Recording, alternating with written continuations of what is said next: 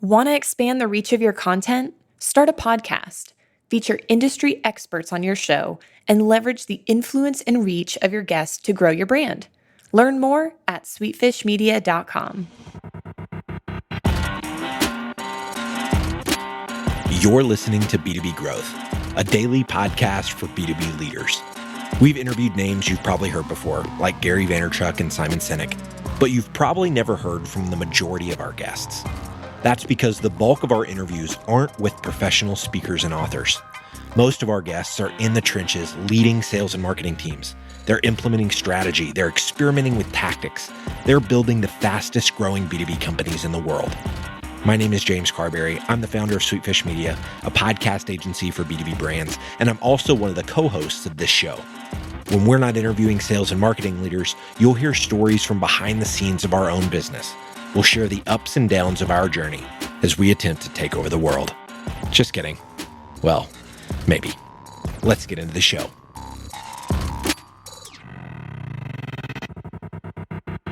What is up, ladies and gentlemen? Welcome to another special edition of the B2B Growth Podcast. It's your boy, Gaetano Dinardi. I run demand generation at Nextiva.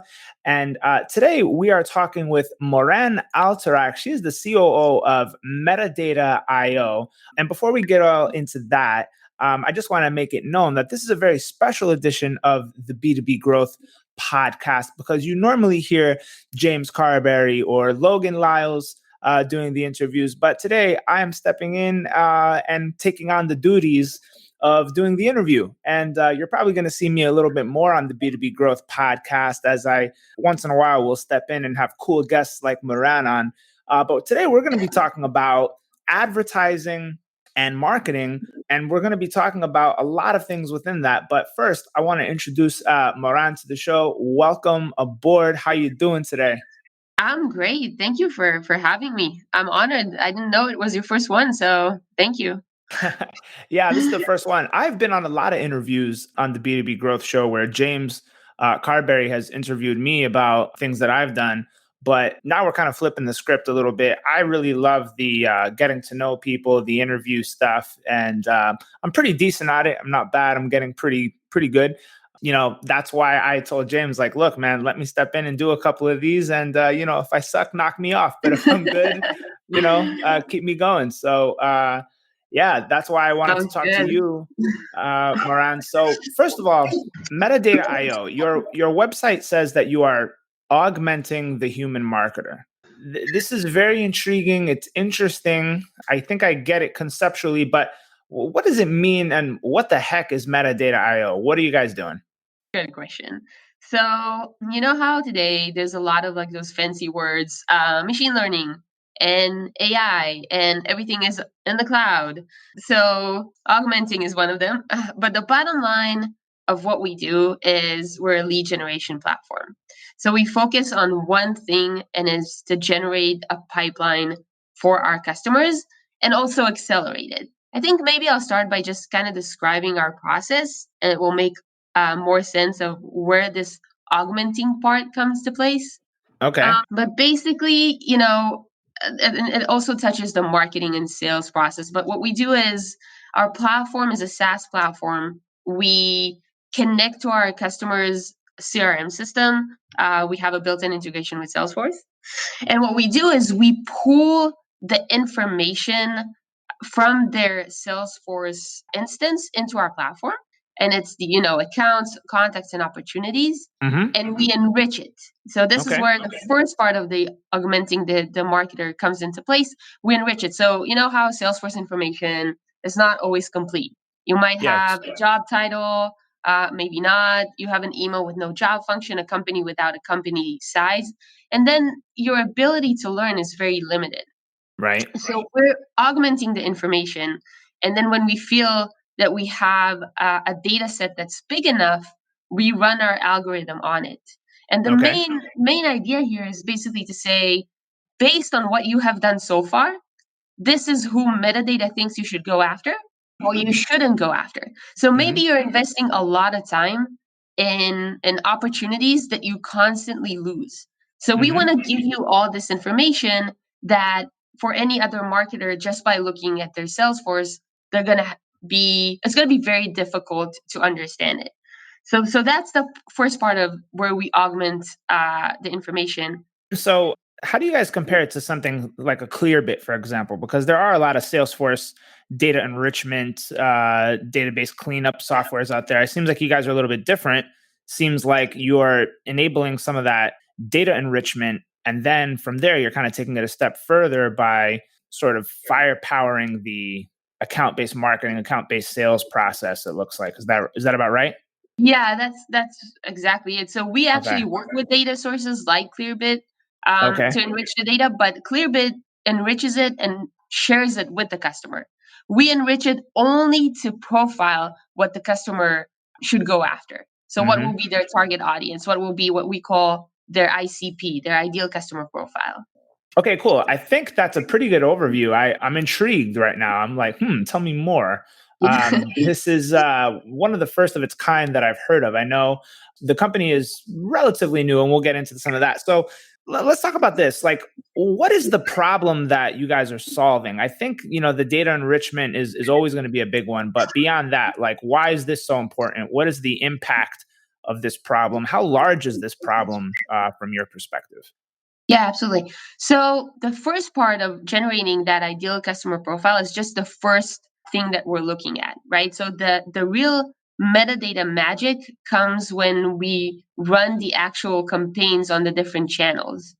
So we use that information, the ICP information, who we want to go after, and then we generate lists of people to target on the different channels. And we basically, our platform takes the different segments that we want to go after and combines it with different creatives that you can use or different text variations on Facebook and LinkedIn and also display. And we start running multiple campaigns, and leads are starting to be generated from those campaigns.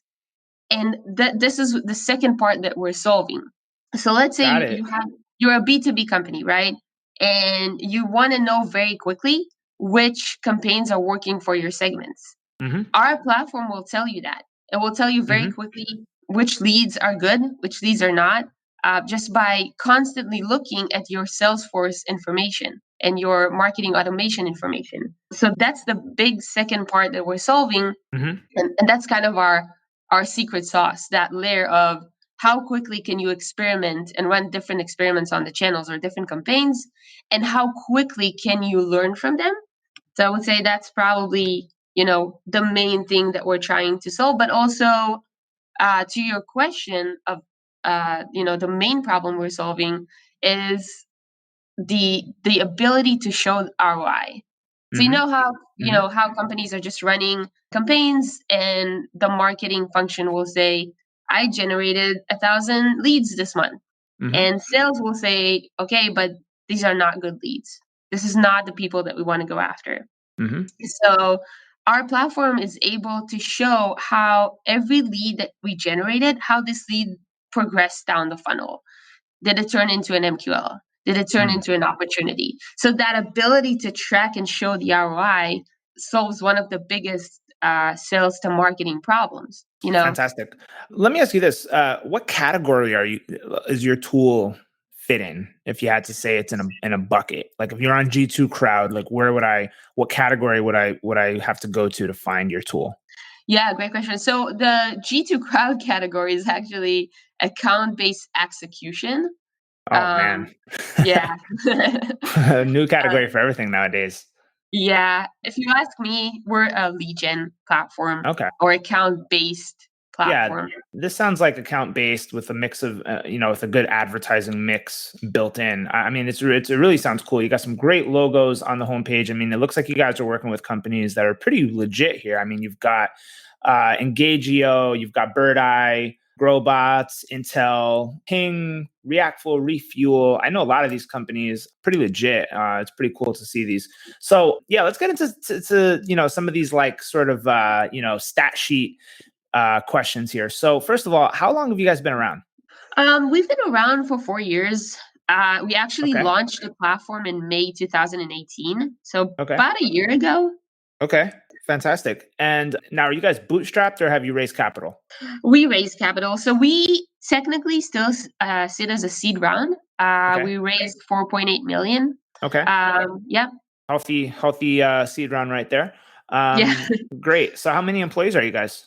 We're currently 10 employees, mainly located in San Francisco. We have Okay. a few consultants that are kind of scattered all over some Russia, Ukraine, South America, but mainly in San Francisco. Okay, got it. And are you in San Francisco as well? I am. Okay, fantastic. And can you guys share some information about customers and revenue? So, if you had to ballpark it, how many customers would you say you have, and what is your rough revenue numbers if you could share it? Yeah, absolutely. So I memorize those numbers, but we revenue numbers I can't really share, but customers for sure. So we're at 64 customers right now, Okay. different sizes as you saw on the website. So we Yeah. have some big names, we have some small startups, and we're really trying to move towards more of a self-service aspect of our platform. Right now, most of our customers are more on the managed services side. Got it. Great. And then, how long are your sales cycles roughly? Our sales cycles are about 2 to 4 months Okay. from the moment a lead comes in till we actually close the opportunity. Fantastic. And let's get into the kinds of customers that buy your software. Obviously, me being a demand generation marketer, I'm sure I fit into your ideal customer profile, but other kinds of profiles of buyers that you have, and what industries do you typically see coming to you guys for help with their advertising mix and their account-based execution, if you want to call it that? Yeah, for sure. So obviously we do B2B, and our ICP or our most successful industry will be the IT. So if we will Mhm. have to now target people, we will go after the IT high tech industry in the US. For us, also Israel, as two co-founders from Israel, Uh-huh. and a little bit of EMEA. We'll basically go after companies of 500 employees and up. That will be our sweet spot. We Mhm. also have some startups, but again, sweet spot. And revenue would probably be 1 million and up. And we Okay. mainly go after job function marketing. Got it. So, do you guys have any competitors? Because this is a tool that I see being like fairly unique, and I don't think I've seen something quite like this before. So, I'm curious, like who's the competition for this kind of thing? Yeah, so if you ask me, there's no competition because what we're doing Right. is very unique. But we sit on the same category as Terminus and Demand Base. Okay. Again, in my eyes, those tools are actually complementary. They go really well together. Some of our customers are using all of us, which kind of proves the point that we're not Hmm. really competitors, but we work together. We just need the customer needs to know how to use every tool in the best possible way. But yeah, if you mention the G2 crowd category, you'll see Terminus, Demand Base. There's some others like Sendoso, but they're not competitors. They do the direct mailer, but they're Sure. in the same category. But yeah, Sure. those are the two ones. Fantastic. So there are customers that have all three of you as a stack. They've got the metadata, they've got the demand base, and they've got the Engagio all as their account based stack. That seems pretty heavy. Yeah, so it's more like a Terminus demand base, and then Engagio are more. They kind of fall under the category of more of the analytics part of it. So they basically Sure. tell you, how your engagement level change with your target accounts. They're definitely complementary to us, where we target those accounts and they measure if we're doing a good job. Got it. All right. So you guys have been around for like 4 years. You've got 64 customers. What has been the trajectory there? Like, how are you influencing pipeline? How did you acquire the first batch of new customers? How are you acquiring customers today? I'm curious to know like what tactics are working for you guys and what's not working. Yeah, that has definitely been a ride. We had to find our market fit. We had to learn exactly who in the company is the decision maker, who's the one Mm, who's holding the budget, how can we influence them. I think through the past, I've been with Metadata for 3.5 years. So through the past few years, we've been through a process of we really thought cold calling will work for us okay. or reaching out to people through LinkedIn. So you're cold And we calling marketers. Yes, exactly. Oh, it's tough. Okay. Yeah. So it was definitely a challenge. Like first they need to be at the office next to their phone because mobile phone is more difficult. Mhm. They need to want to talk to you. I think the biggest challenge in general when you're talking about advertising is to find the right person, but also find them in the right time. So do they really have intent to buy your service or product right now?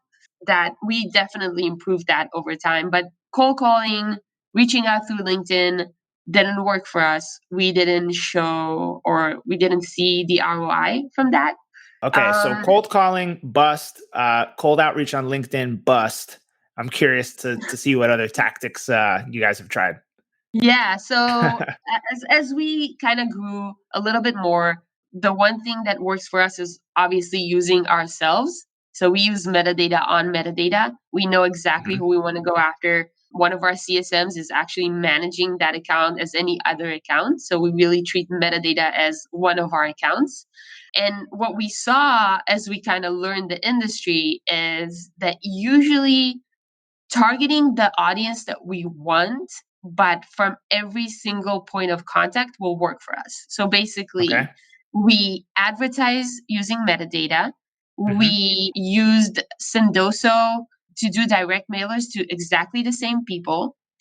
We put them on an email nurture to reach out to them. We still use InMail a little bit on LinkedIn, and we actually outsource it to a company called CloudTask. We can talk Yep. more about that, but I we actually know realized, Cloud Task pretty well. yeah, Yeah. Amir, right? Amir, yes. Yeah, Yes, exactly. joint friend. So yeah, the bottom line that we learned is the best ROI that we have seen and the quickest time to close was that we chose the companies that we want to go after and we just touched them in every possible channel. Okay. I'm curious to hear the mechanics behind that. So, did you hit up multiple stakeholders across multiple channels? Or did you just focus on maybe one key stakeholder and, call them, email them, message them on LinkedIn, Twitter? Like, how did that all work? Yeah. So we actually at the beginning when we start a campaign like this, we cast a really wide net. So we basically say Hmm. we know who the companies that we want to go after. We're going after everyone in job function marketing that's manager and up. So we go manager and up because we basically want to eliminate different interns or just temp employees in our targeting. But we cast this wide net and then we see, and this is part of our platform and how our platform learns, we see who's reacting to those ads. There's a Hmm. lot of analytics into it. We can know which company visited our site and which company saw our ad. And that gives us a lot of information of how to continue to reach out to them. Got We it. also, and I think this is very, very useful, and we talk about G2 Crowd a little bit, but G2 Crowd gives you this data. So G2 Hmm. Crowd gives you intent data. You can Hmm. see who visited your category, who specifically read about you. Obviously, not on a persona level, but on a company level. So, from what we've learned, when people reach that point where they do the research, their intent is extremely high. They are Hmm. right now looking for that solution. So, this is where we really hit them and sometimes even include calls into it because we Got it. know the intent is there. So, we think that they will answer the phone and actually want to jump on a call with us or a demo. Right. Now, let me ask you this. Do you guys think you're too focused on bottom of the funnel, though? Like, are you too focused on, all right, who's going to buy right now? If they're not going to buy right now, then I don't really care. Like, what about going up funnel a little bit, working that longer term play? Are you guys thinking about that right now? Or is it just like we've got to just go for forever we smell blood? It's a great question. So, no, we do a lot of top of the funnel, but top Hmm. of the funnel we only do through our platform. So we Hmm. constantly have a campaign that's running on our platform and optimizes itself just for top of the funnel. And for us, top of the funnel will be download this ebook, or Hmm. we have some case studies that we're trying to have a new study every month or two. Hmm. So that is how we go to top of the funnel, and then our platform is pretty smart when it comes to that. We later retarget those people with more bottom of the funnel assets, Got it. like a webinar and so. Got it. So just to recap, your highest quality lead sources are direct outreach across multiple platforms with highly personalized messaging to your ideal profile buyer. Exactly. All right, I love it. I just wanted to point that out just so people know what's actually working. The number one enemy question to that process is, well, how does this scale? I even hear that at my own company, and I'm like, yeah, the thing is, it kind of doesn't scale. Personalization is not really supposed to scale too much because then it starts getting messy from my perspective. But, I want to talk about audience targeting. I know this is an area that you're really prolific in. And I think this is kind of the meat and potatoes of the interview. So, given that you guys are an audience targeting platform, advertising platform that helps with account-based execution, what is your general position on advertising best practices for the clients and customers that you guys work with? Do you guys get into the sort of, I don't want to say consulting, that might be a dangerous line to cross, but do you kind of give them, the best tips and tactics and strategies to help them kind of get the most out of metadata? Or do you kind of just, here's the tool, we'll give you a bunch of self-service sort of onboarding, guidelines and materials, but then it's up to you to kind of get the best out of it? Like, how do you go back and forth with your clients on that? Yeah. So for us, our CSM team, I see them as more of a marketing experts or marketing consultants. I know that's a dangerous word, but Yeah. they are, because we see so many different customers. We see what's working and what's not. Metadata itself sits on a lot of data, and we're actually releasing our benchmark report next quarter. But we know which creative might work better. We know which text variation is now really working on social. We know our customers and what they do. We really take the time to investigate their product or their offering. So part of our onboarding process is doing exactly it. And again, it's for the managed services customers. We build it in a way where we have a technical call just to make sure that all the systems are connected and integrated. But our onboarding call is really to dive into, what are you planning to offer? Which case study, or is it an ebook? How are you planning to build your funnel? How many offers? Which segment? So we really go into the details of, show us exactly what you have. And if we think this will not work or it's not the best, we obviously communicate it to our customers. Some have very strict rules on what to do and not to do, so we can't always influence it, but we definitely give our 2 cents on this. So yeah. That's fantastic. And I'm sure that helps with stickiness and retention too, because at the end of the day, it's like you're kind of building a relationship with these people. They can trust you more. They understand that you guys know your shit, and they're going to be more willing to, stick around because they view you as more of a partner than just a vendor. That's exactly it. And this is also something that it took us a while to learn. But we try to have calls with the customers like a month, 2 months in, just to hear how was the onboarding process and how's the results that they're seeing. And the ongoing feedback that we got is, maybe share more information from what first meeting, or why didn't you tell us this is not working, or stuff like that. I mean, we can't predict the future, but we can definitely help. Right. So, in terms of the sales process, I want to know about the objections that you guys face. Why have deals fallen through the cracks? What are the top objections that you guys have? I know one of them, because this is one objection I always have when I talk to platforms like this, is our audience is not on these platforms. We're targeting a very niche audience, and, they don't really hang out on Facebook, or LinkedIn is not really where our buyers are at. How would you guys overcome an objection like that? And what are some of the other objections that you guys face during the sales process? Yeah, this is actually a really, really good question. It's the Facebook versus LinkedIn. We get it all the time, probably Uh-huh. every call.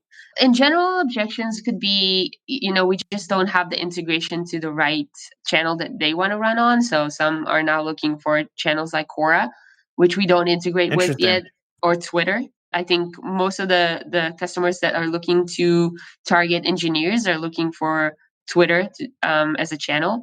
So you're seeing that engineers are more active on Twitter than LinkedIn, for example. Exactly. Yeah. Wow, that's interesting. Okay. Yeah. Because I've taken the position that Twitter advertising is pretty much dead. But I guess I could be wrong on that. Yeah, I mean, again, we don't advertise on Twitter, so I don't have the stats, but from what I've heard from different customers, Twitter for specifically engineers is working well for them. The CPL there is a little high, but Hmm. since some of the products out there are just engineers are the target market, Hmm. so they're willing to pay that extra dollar to get them as a lead. Hmm. That's fascinating because you would expect off the bat that LinkedIn is automatically the highest CPL advertising channel. Yeah, true. Yeah. Yeah, so that's a very good point. I think other objections that we get besides some of the Facebook versus LinkedIn would be, you're not integrating with Microsoft Dynamics CRM, only Salesforce. So how can we show the ROI, which is part Hmm. of the platform?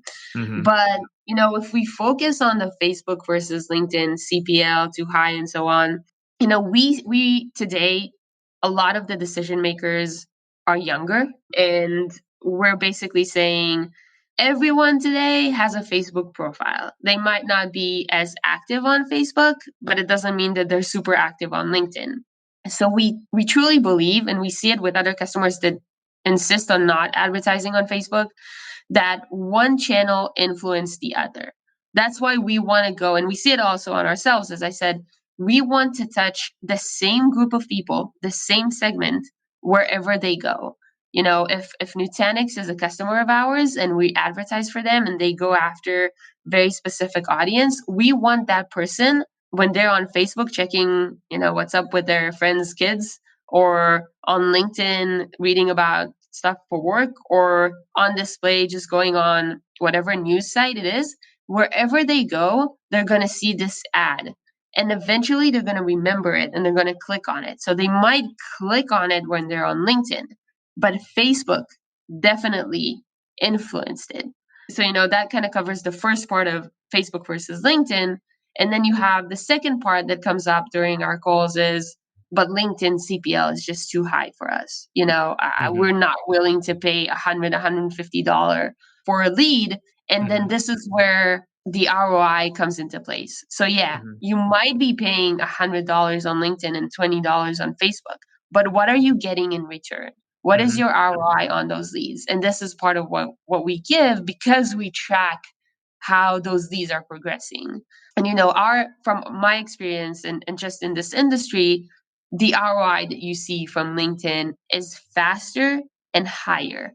But again, I'm sure Facebook influenced it. So, it's Hmm. one of those things that if I had to recommend, I would say always run on all channels. Right. Because you guys are kind of pushing that halo effect as one of the value props, the omni-channel effect, where they're just hit from every angle, and it's proven to work. Yeah, it is. Yeah, absolutely. Exactly. All right, cool. So in terms of when you guys have leads coming in, how do you prioritize your lead flow? Do you guys implement some kind of lead nurturing or lead scoring mechanism? How does that all work? And I'm sure metadata itself helps you with some of that. So how does that all work? Yeah, so we're still relatively small. So our approach is more, if someone came in, they read our white paper or ebook, we're going to jump on this lead and we're going to try and reach out to them as Hmm. fast as possible. So our thing is, we see ourselves as like this lean, mean machine. We're Hmm. small but very powerful. So we want to Hmm. make sure that we reach out super quick to everyone, and in general, just respond quickly to our customers. So that's why we actually outsource that part to Cloud Task that manage all the communication for us, like the SDR work, I would Hmm. say. So for us, when a lead comes in, we immediately reach out and kind of put them on a nurture campaign in HubSpot. Hmm.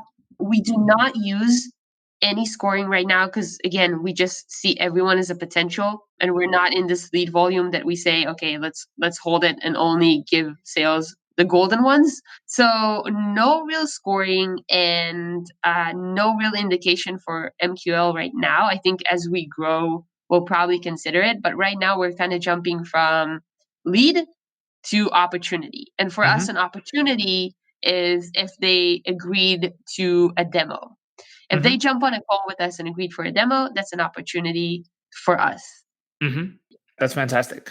Do you guys track marketing metrics like things like traffic and engagement and stuff like that, or do you just keep it pretty sales driven?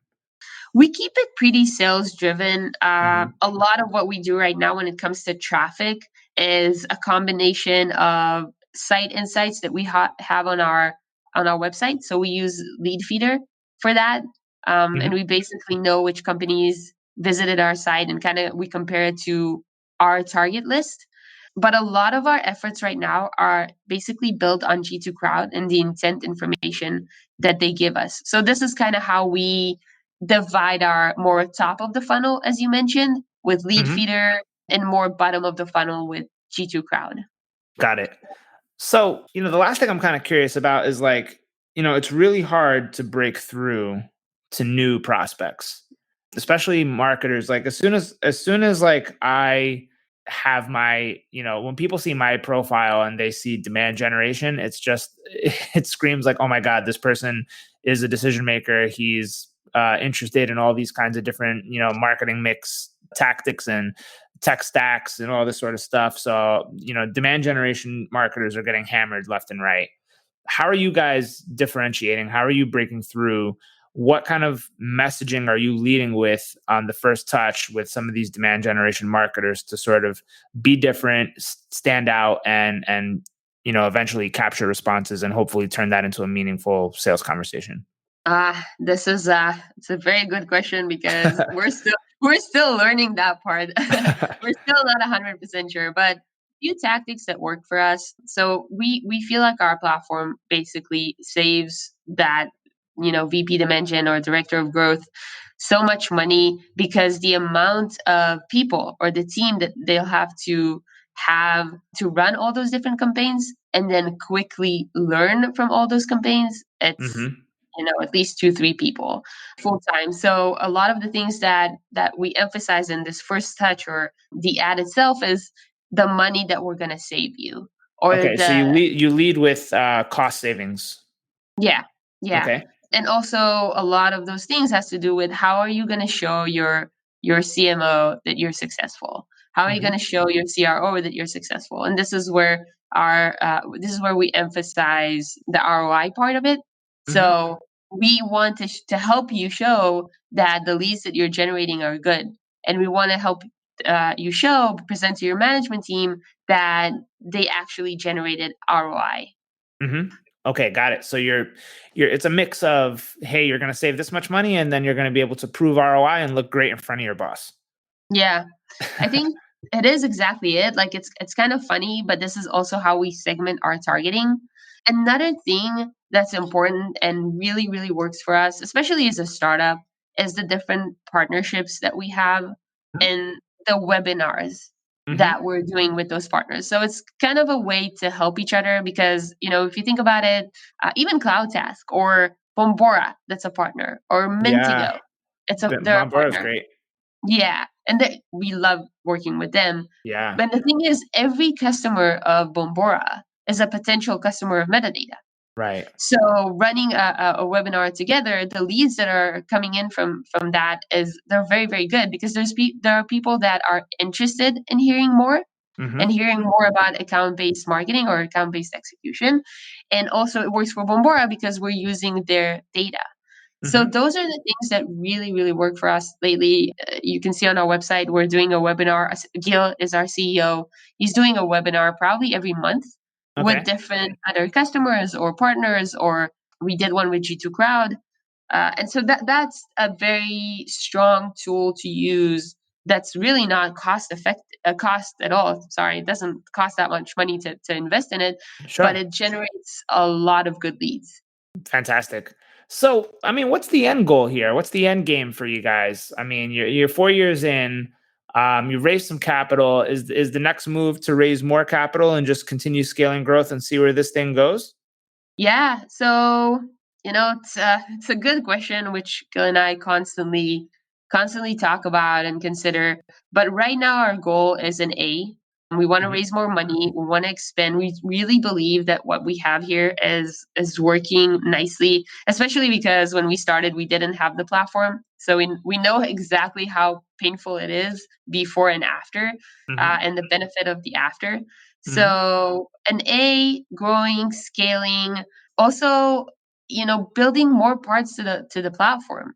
We do want to integrate with Quora. We do want to Hmm. integrate with Twitter. And this is probably what the extra cash will allow us to do. Right. Okay. So if you had, the next bundle of cash in your back pocket right now, it would probably go to supporting product engineering and growth there, and maybe some other areas like customer support or sales or something like that. Yeah, I think we will definitely focus on the engineering part to just scale all the different. We have so many different, very, I think, very good ideas on how to improve the product and different channels and how to integrate, not just with advertising, not just Facebook and LinkedIn, but also build the same experiments when you send out emails. Got it. So there's a lot of things that we want to do, probably focus on the engineering and definitely sales side of it. Cool. That sounds good to me. All right, so it looks like we're getting close to the end. Let's get into some like fun questions before we pop off. So I know that you were in the Israeli army, I believe, because that's a requirement there. Is that right? Yeah, yeah, it's true. Yeah. Yeah. I mean, what's like a cool like thing that happened while you were doing that? Like any cool stories you could share, or like any like experience that you always remember from that? Very confidential information. So I did my 2 years and I absolutely loved it. I Wow. think I loved it because I was lucky enough to be surrounded by great people. So I was in the computers unit. Okay. Um, Probably met friends that I still have till today, way older now than 18. And I just learned so much. The army basically gave me the profession that I have today. Hmm. So I'm very, very lucky when it comes to that. Interesting experiences. Every day there was pretty exciting. I'm trying to think of something I can share.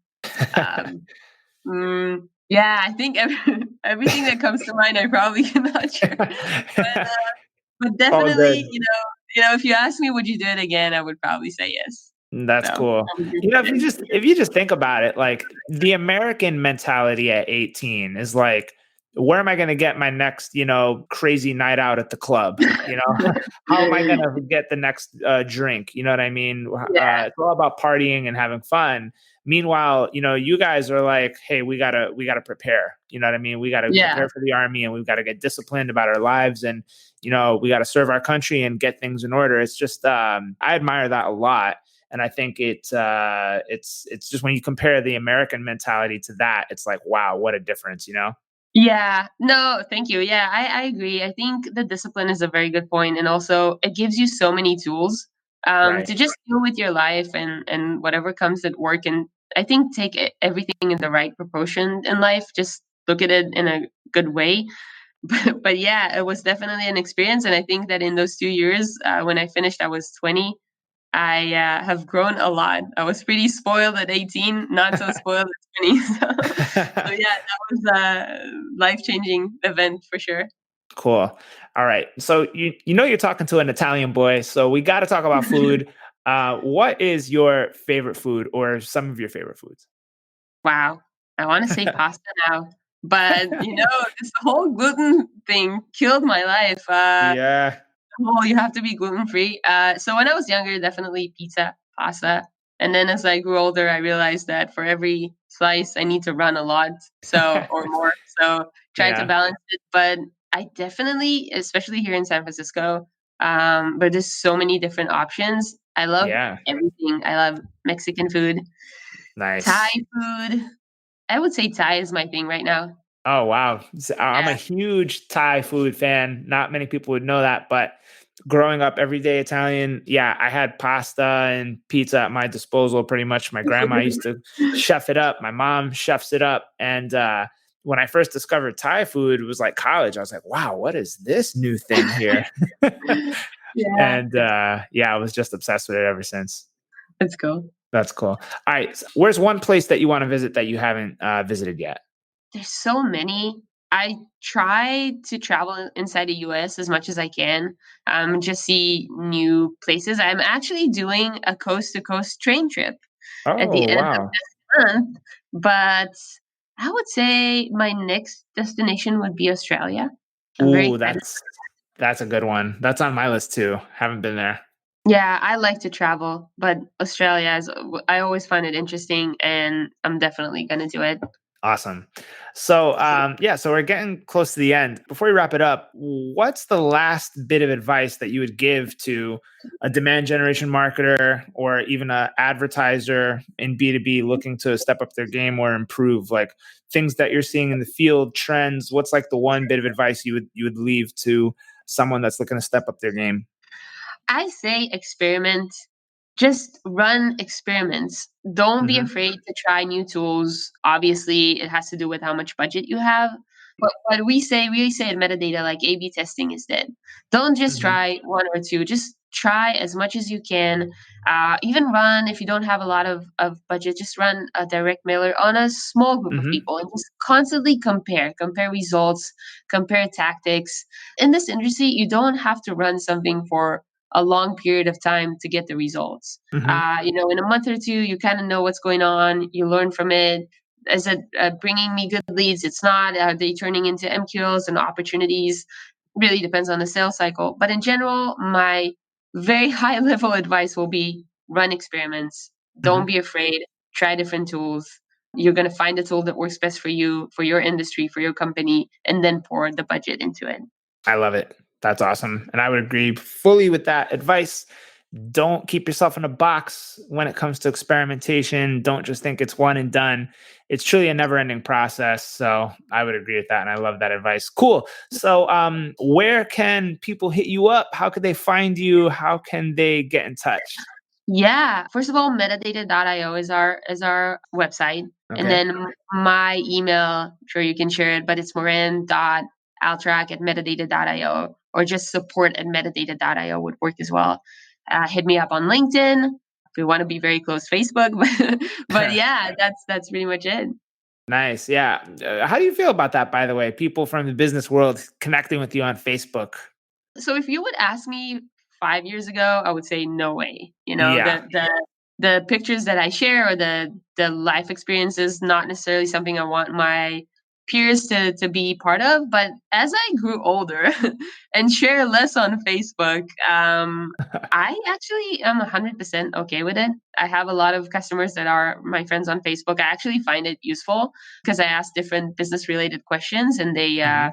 they answer there because I think they still spend more time on Facebook versus LinkedIn. So yeah, I think my approach definitely changed and I'm more than okay with it. Gotcha. Yeah, I think I'm with you there. I'm cool with, connecting with people on Facebook that I actually know from the business world. Like if I don't know you, I probably won't be down with that. Like if someone tried to add me on Facebook and then pitch me in a Facebook DM, I would probably, block them. Oh yeah, yeah. Yeah, I But agree. yeah, cool.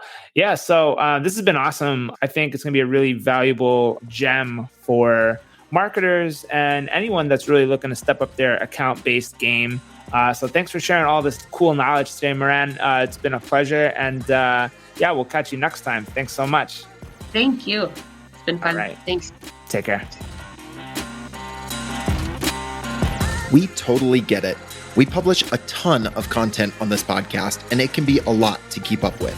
That's why we've started the B2B Growth Big Three, a no-fluff email that boils down our 3 biggest takeaways from an entire week of episodes. Sign up today at sweetfishmedia.com/big3. That's sweetfishmedia.com/big3.